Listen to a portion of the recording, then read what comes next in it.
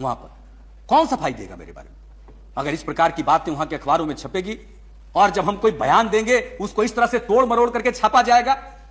लालू प्रसाद जी से हमारा राजनीतिक मतभेद है, लेकिन मैं जानता था कि इस प्रकार का आरोप नहीं लगा सकते, और उन्होंने कहा कि नहीं मैंने लगाया। कुछ बातें होती हैं, राजनीतिक आरोप प्रत्यारोप चलते हैं, लेकिन इस कदर झूठ नहीं चलता। कौन कहता है कि राजनीति में रहने वाले एक दूसरे पर कीचड़ उछालते हैं? मैं पूछना चाहता हूं, ये कीचड़ उछालने वाले कौन है कीचड़ उछालने वाले?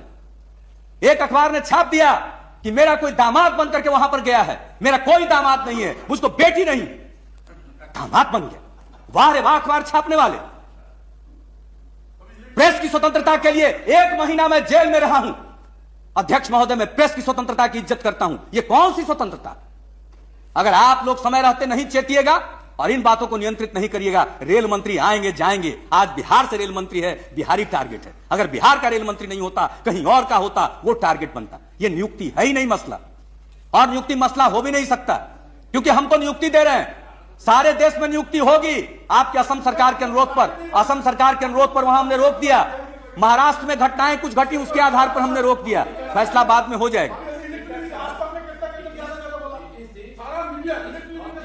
ठीक है, बहुत धन्यवाद आपको।